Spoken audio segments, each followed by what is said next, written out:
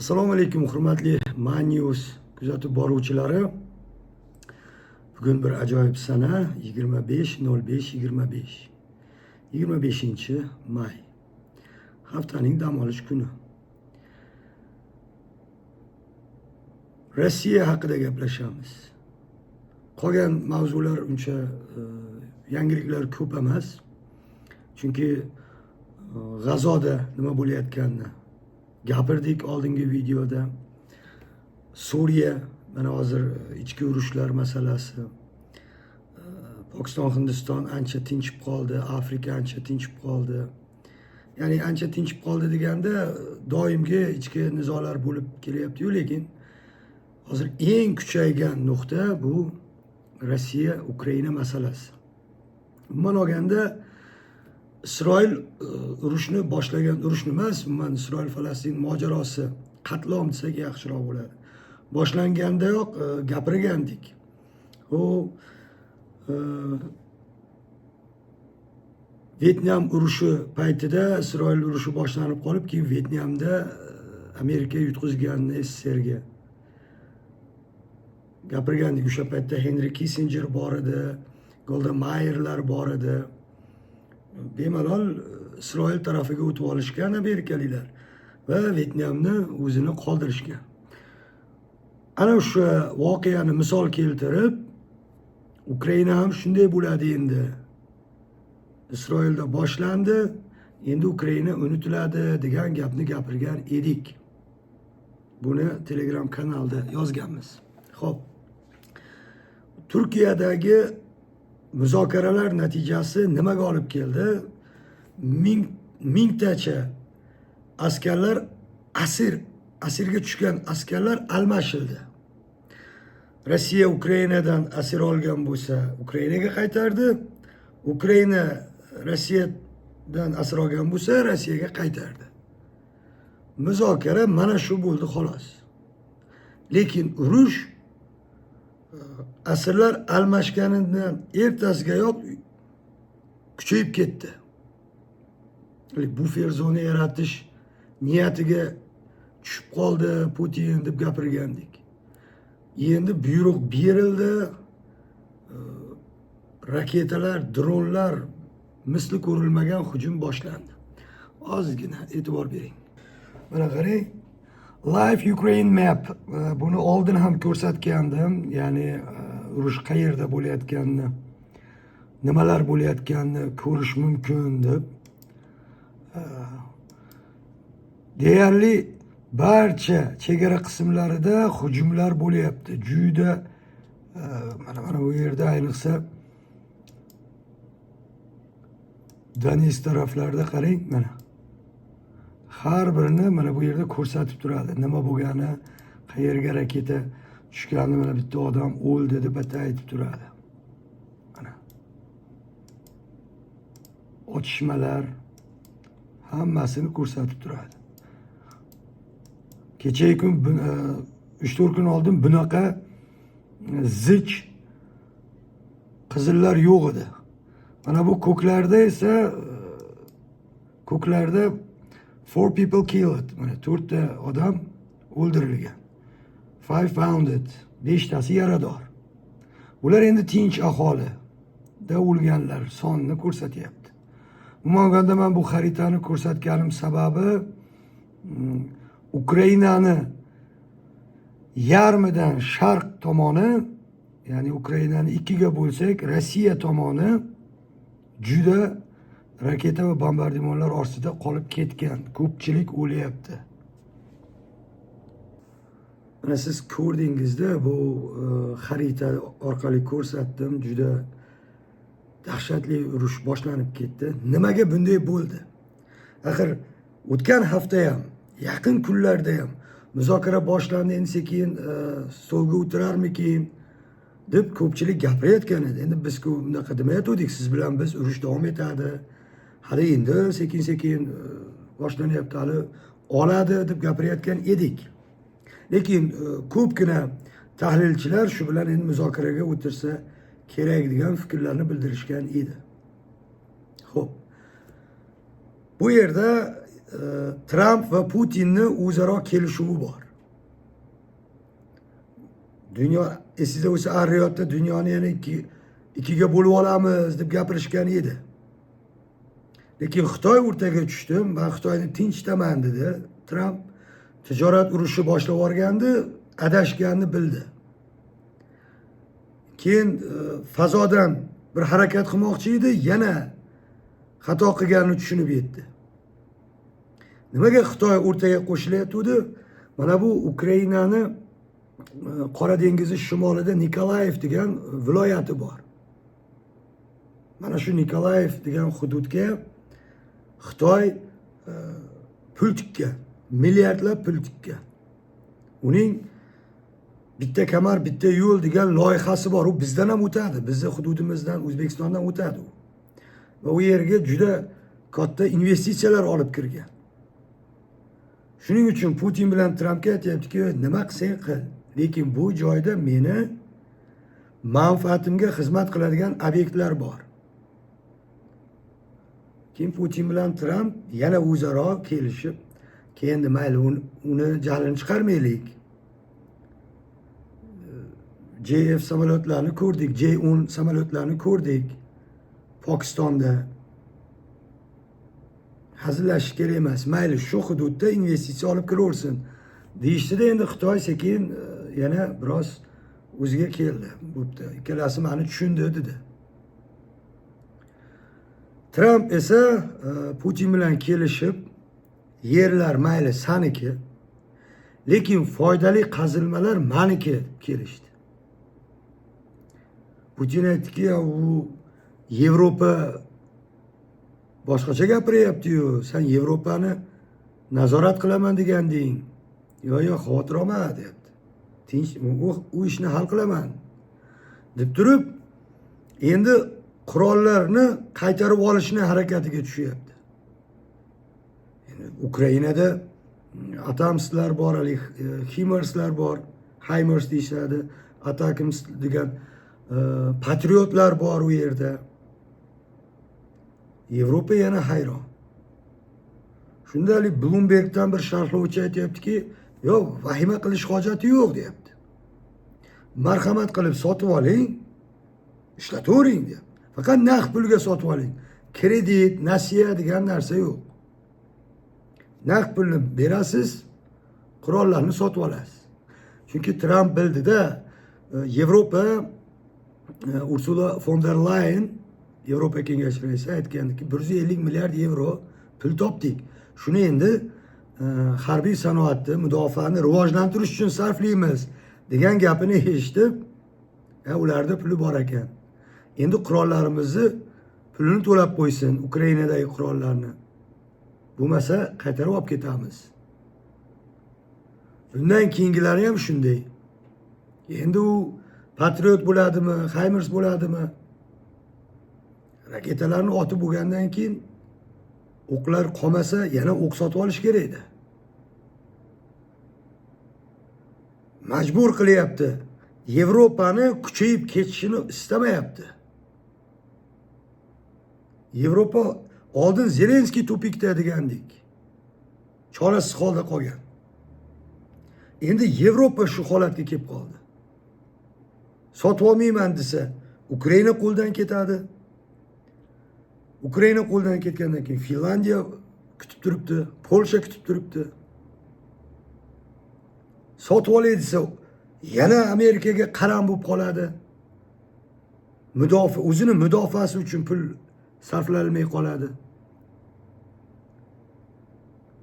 Bosh qotgan. Ular maslahatlashib o'tirganda Putin, ya'ni Rossiya keng qamrovli hujumlarni boshlab yubordi.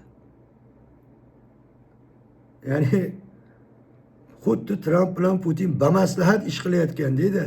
Bu yerdan hujumlarni kuchaytiradi.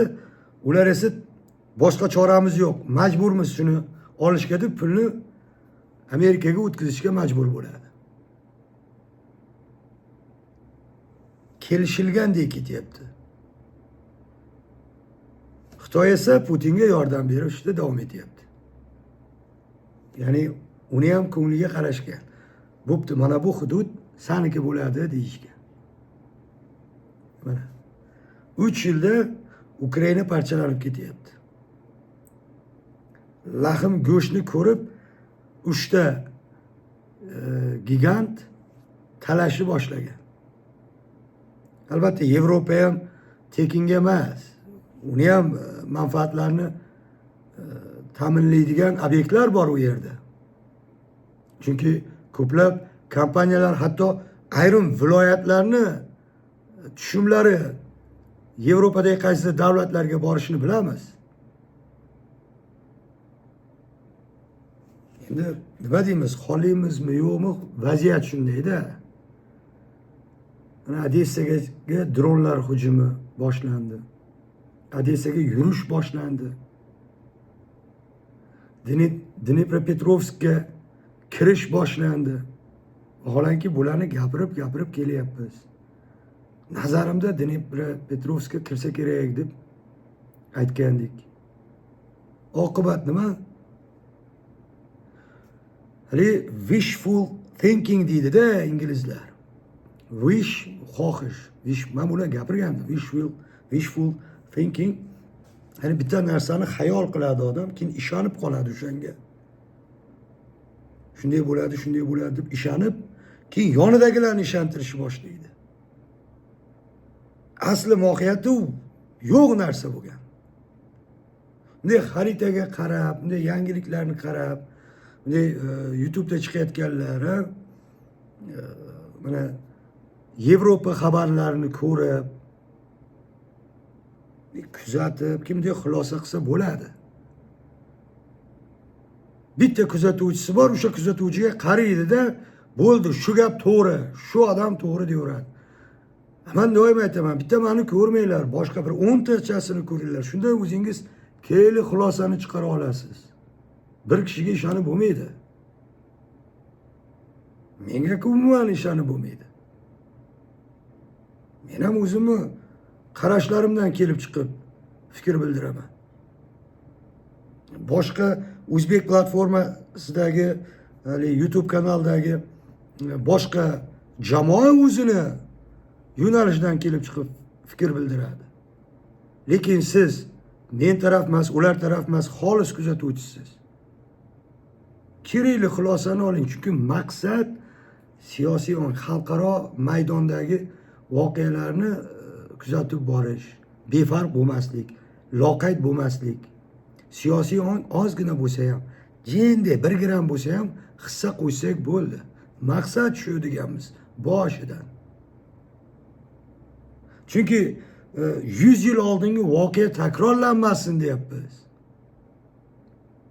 100 yil oldin, 100 yil emas, 150 yil oldin Chor Rossiya kirib kelyapti, och qolgan, chanqagan. Mahalliy aholidan ochqadik, non bormi desa, non sotyapti, non olib chiqib beryapti, balki sotgandir ham. Suv beryapti. Hayron qolishyapti, biz bularni bostirib kelyapmiz. Bular bizga non suv beryapti. Chunki dunyoda bo'layotgan ishlardan oddiy aholi umuman bexabar bo'lgan. Umuman xabari bo'lmagan. Ketmonni yelkaga tashab, xotini uydan tashqariga chiqmaydi. Chiqib shu bitta boyni yerida ketmon chopib, to'rtanga non bersa, pul bersa yo non bersa, o'shani uyga olib kirib yegan. Chorikorlik bo'lgan. Mana sizga. Ana o'sha voqea bo'lmasin deb. Xo'p, bizda hozir nimaga bunaqa bo'lyapti? Inson huquqlari himoyachilari mana sudda yutqizyapti. Blogerlar, jurnalistlarga bosim kuchayyapti. Bu hammasi xalqaro maydon natijasi. Ayni damda dunyo tartibi o'zgarayotgan paytda kimdir ichkarida suvni loqalatmasligini istaydi. Har qanday davlat, faqat O'zbekiston emas. Ovozingni o'chirib tur deydi. Ovozingni o'chirib tur.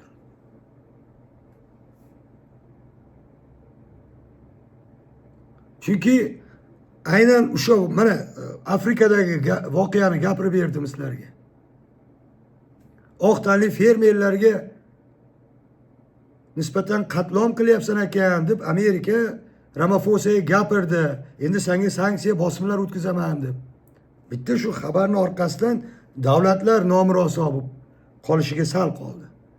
Ana shunday xabarlar mamlakatdan chiqmay tursin. Hozir o'zi Xitoy, Rossiya, Yevropa, Amerika har tomonlama kuzatib turibmiz. Kuzatuv ostidamiz deb o'ylayapti davlat, men emas. Men sizlarga davlat nima uchun bu ishlarni qilayotganini, qaysi paytda muruvvatlar qattiqroq buralishini, sabab mohiyatini tushuntiryapman. Bular paytda hammamiz bilamiz. Gomerning asari bor edi, o'sha tarixchi, bir paytlar nima qilgan. Odissey voqealari, agar eslaringda bo'lsa, siklop, bir ko'zli siklop. Odissey siklop bilan urushaladimi? Siklop bu davlat. Odissey siz va men, har birimiz Odisseymiz. Qanday qilib siklopga qarshi kurashamiz? Bahaybat maxluq yeb qo'yadi. Qanday? Bunday paytda kutiladi, sabr qilinadi. Tashqarida jala yoqsa, ichkarida o'tirish kerak. Aqlli odam panaga qochadi. Chunki birinchi huquqi yashash huquqi. Avval tirik bo'lish kerak, keyin sekin kurash uchun aqlni ishlatish kerak. Yurak bilan, hissiyot bilan olg'a deyish kerak emas. Mani 10 mingta auditoriyam bor, 100 mingta podpisчигim bor. 1 millionta odam meni kuzatadi. Lekin oxir oqibat mahkamaga, sudning o'sha minbariga kirgandan keyin ne qaraydi? Xalq maqoli keyin esga tushadi. Yig'lasa onam yig'lar, qolgani yolg'on yig'lar. Qolgani keyin ochko uchun gapirishni boshlaydi. Kerakmi shu narsa? Aqlimizni ishlataylik. Shu Odissey siklopni qanday yengganini ozgina tafakkur qilsangiz bo'ldi. Mana shunday usullardan foydalanish kerak. Qo'rqoqlik bu ayb emas, ozgina chekinish bu ayb emas. Boksda ham chekinib harakat qilishadi. Kerak paytda urilgan zarba masalani hal qiladi. Ko'rona dunyoda nima bo'layapti bilmasdan, faqat shu o'zini hududini o'ylab qaysidir amaldorga qaslashib, "Sen menga yordam bermading, endi men seni ko'rsatib qo'yaman" deb turib, bo'lmagan xabarlarni chiqaraversa endi bo'lmaydi endi bu.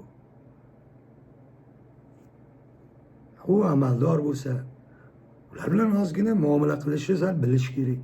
Balki yaxshi tushuntirsa, hal bo'lib ketar o'sha muammo. Balki hal bo'lmasa yana bir eslatish kerak. Aka, shu muammo bor edi, shuni qanday hal qilsak bo'ladi? Yana bo'lmayaptimi? Yana bir eslatish kerak.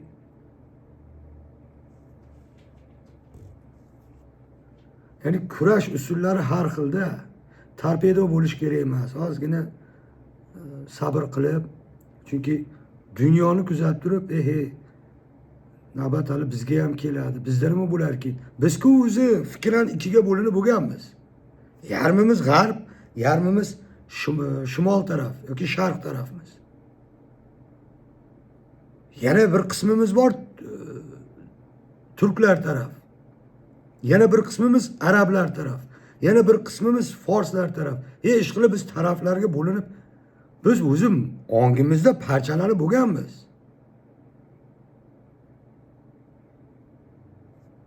Istagan davlat kelsa, albatta uni tarafdori topiladi bizda. Xitoy kelsa, Xitoy tarafdori topiladi. Rossiya kelsa, Rossiya tarafdori topiladi. Amerika kelsa, Amerika tarafdori. Turkiya kelsa, turklarni tarafdori topiladi. Bizda topiladi-da. Chunki fikran tarqoqmiz. Fikran tarqoq jamiyatda bayroqni ko'tarib yugurish bu ahmoqlik bo'ladi. Mani fikrim shu. Hozir sal mana xaritani ko'rsatdim sizlarga, ozgina kayfiyat tushdi-da, chunki men qaniydi bilardim baribir urush tugamasligiga, qaniydi deb ozgina umid qilayotgandimki, shu Turkiya bir narsa qilarmikin, urush to'xtarmikin degan ozgina umid bor edi. Endi Turkiyaning tashqi ishlar vaziri Hakan Fidan Rossiyaga borib, Lavrov bilan yoki Putin bilan ham ko'rishdi. Bir imkoniyat bormi, shans bormi degandek, bir o'rtaga tushib muzokaraga boshqatdan bir o'tirsak bo'ladimi? Chunki aynan shunaqa bir paytda 22-yil martda Turkiya oraga tushib vaziyatni ancha yumshatgan edi. Hozir yana o'sha 22-mart muzokaradan oldingi holatga qaytdi. Sallama bilan o'ynashyapsanmi deb keng qamrovli hujumlarni boshlab yubordi. Sindi deb o'ylayapsanmi? Qurol tugatdi deb o'ylayapsanmi? Ermak qilib o'tiribman, sanlarni o'ynatib yuboryapman deyapti. Naryoqda Tramp ham, men shuncha oraga tushdim. Gapimga kirmayapsanlar u bittanga. Yo'q, endi senga qurollar kerak bo'lsa sotib ol deyishga o'tdi. Endi Ukraina o'tgan safar ham aytdik, ozgina bitta barmog'ing gangrena bo'ldimi, kesib tasha, voz kech shu barmoqdan, mana 4tasini asrab qol. Endi navbatdagi barmoqlar ketyapti. Mana shunga ozgina bo'g'ilib qolyapman-da. Shu bir muzokaraga o'tirsa-yu, qaysarlik qilmasa, endi qo'ldan ketaveradi, qo'ldan ketadi endi, nima qiladi endi? Ketadi-da. Shu 4ta viloyat ketadi endi. Bo'ldi, roziman, bo'pti, NATOga kirmayman. Neytral. Mana Turkmaniston neytral, Argentina neytral, Shveysariya neytral. Betaraf degani. Bo'ldi, betarafman, gap yo'q. Nima desanglar shu. Betaraflikni dunyoga e'lon qilib yuborsa bo'ladi, o'lib qolgan. Yo'q, Shveysariya ham, Argentina ham, Turkmaniston ham bunaqa davlatlar bor-ku. Neytral bugün deyapti. U taraf ham bu taraf ham bo'lmasin deyapti. Kechagi kun Putin matbuot anjumanida gapirdi. 1000 marta qaytardim dedi. Gorbachov paytida NATO sharqqa kengaymaydi deb lafz qilgansizlar. Keyin 5 marta kengaydilaring. Nima kengayapsan? Qog'ozda yo'q. Qani ko'rsat, qayerga yozib qo'ygan? Ha, demak aldagan ekan. Bo'pti. Boshqatdan boshlaymiz, qog'ozga tushiramiz bu safar. Qani qo'lingdan nima keladi deyapti. Nima desang diyor. Biz shuncha aytyapmiz. Zolim bo'lsa zolim. Lekin uning maqsadi shu. O'sha paytda aldagan bo'lsa, qog'ozga tushmagan bo'lsa, endi boshqatdan qog'ozga tushirish uchun eski joylar, mana Finlandiyani burni tagiga borib oldi. Boltiq bo'yini ostonasida turibdi. Yig'yapti askarlarni. To'g'ri, o'shanda va'da bergandik. Qog'ozga tushirishga ulgurmagandik. Hozir shuni qog'ozga tushirib qo'yamiz. To'xtaylik desa bo'ladi-yu, ular ham qaysar. Bu endi vobshe qaysar endi. Qaytmaydi endi. Burnimni tagiga kelib olding. Men Meksikaga yoki Kanadaga raketalar o'rnatsam, Amerika qanaqa o'ylaydi? Bitta Kubaga raketa qo'yganda SSR paytida. O'shandan beri Kubani yakkama qo'yib qo'ydi Amerika. Hozir ham o'ziga kela olmaydi Kuba. Hozir ham. 50, 60, 70 yil oldingi voqea uchun. Hali ham eski mashinalarda yuradi. Bu bunaqa qilmadi. Mana shu o'rtoqlar juda hozir vaziyat chatoq, xarita hali bu urush yana davom etadi. Kun sayin bittadan qishloqlarni egallab Rossiya kirib boryapti. Kun sayin. Har bir kun bitta ikkita qishloq Rossiya nazorati ostiga o'tyapti. Kuzatib borishni unutmang. Tani joningiz sog' bo'lsin. Obuna tugmasi va like tugmasini bosishni unutmang. Yaqinlaringizga uzating. Dam olish kuningiz maroqli o'tsin. Yoqimli ishtaha hammangizga. Rahmat sizlarga.